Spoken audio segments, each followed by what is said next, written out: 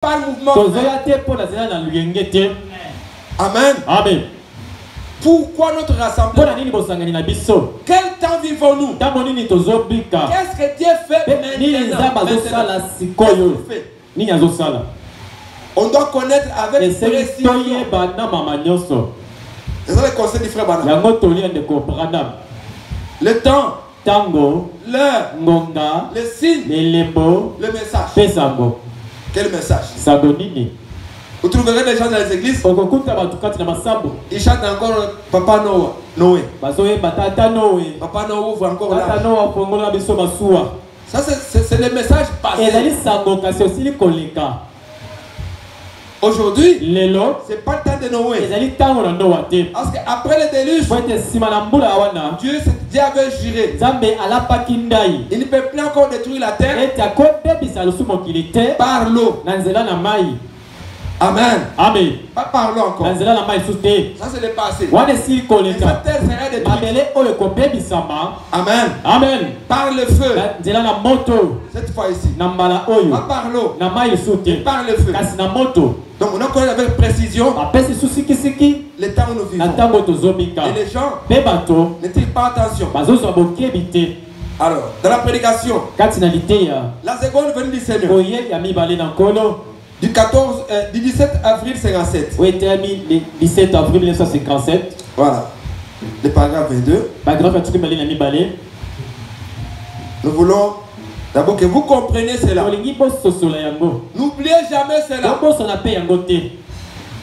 Il faut savoir dans quel temps vous vivez. Qu'est-ce que Dieu fait? Le message c'est quoi? Beaucoup ne connaissent pas ce que c'est le message. C'est que bizarre, même les prédicateurs ne savent pas le message c'est quoi.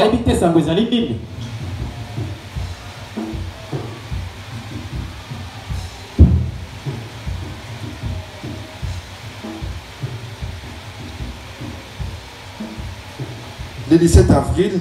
Il termine le 17 avril 1957. Le paragraphe 22.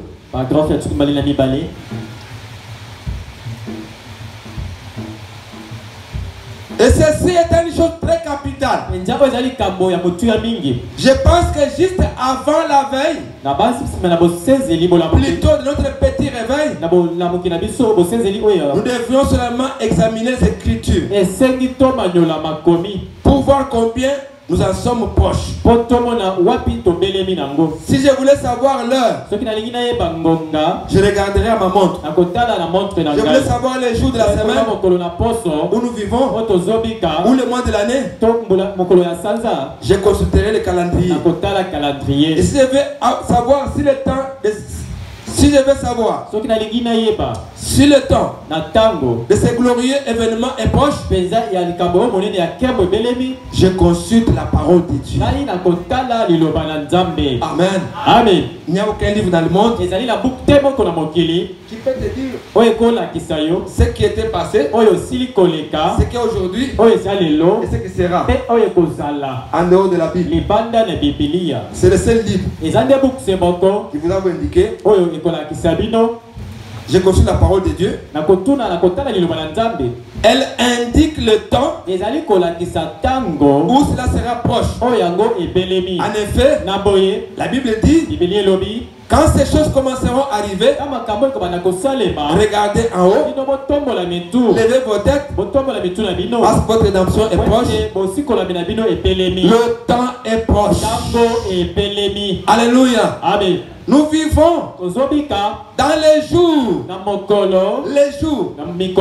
qui précèdent la seconde venue de Jésus-Christ.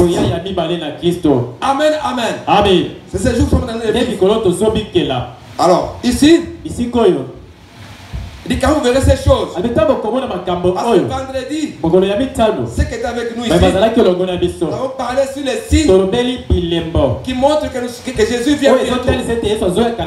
Parce que nous ne connaissons pas les jours, nous ne connaissons pas l'heure. Mais les signes, Jésus a donné des signes à l'église. Ça veut dire que les signes, c'est uniquement pour les croyants. Les incroyants ne verront pas les signes.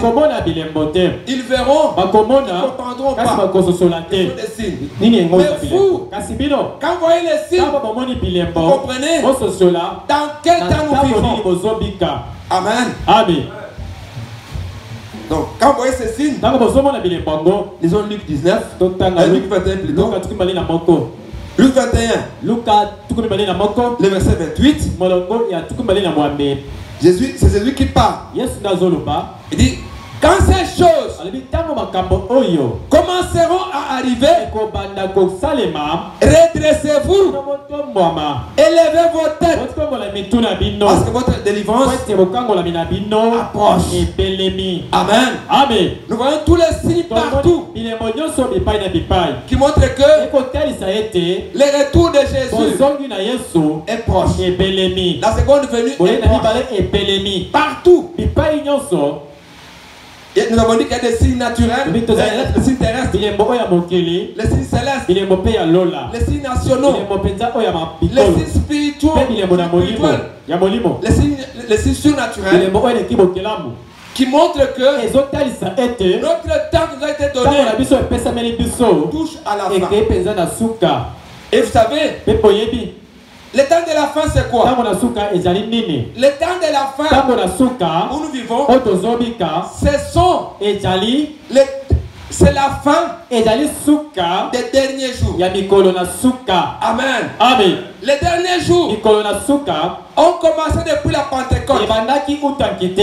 Depuis le Pentecôte, nous sommes dans les derniers jours.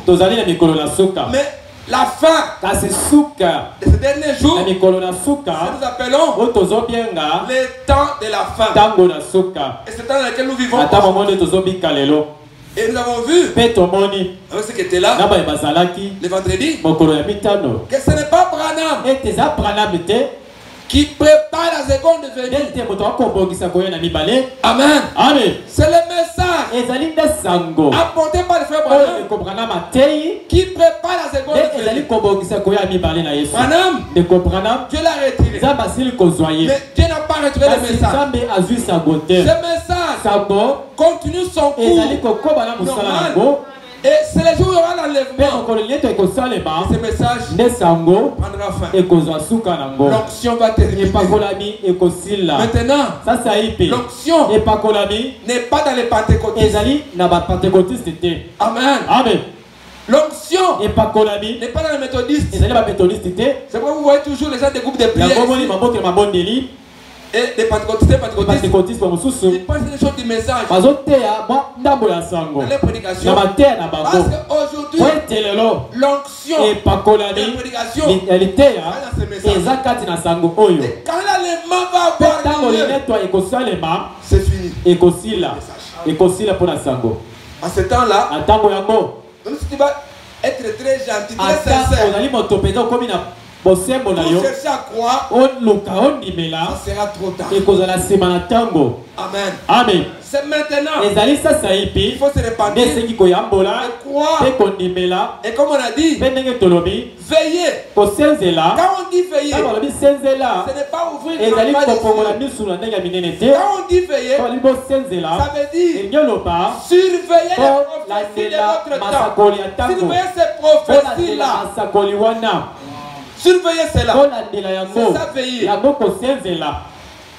Mais vous, aujourd'hui, vous ne surveillez pas les signes de votre temps pour savoir où nous en sommes.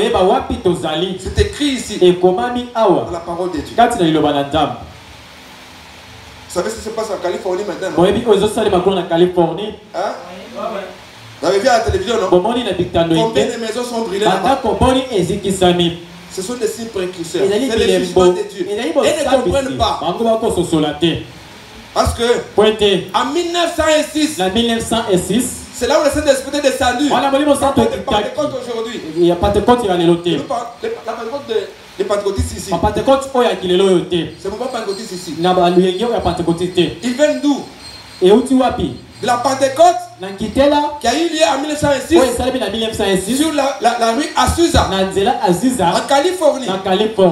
Vous comprenez? Et aujourd'hui, là où vous êtes descendu, c'est là où il y a Hollywood. Alors qu'est-ce qu'il devait faire encore? Nzambe akosa lisusu nini? Ce n'est pas juger ces gens-là. Soki kaka kosambisa bato wana. Des grands hommes de Dieu. Bato ya minene ya Nzambe. Ils ont prêché l'évangile. Batei sango malamu. Ces gens-là ont trouvé.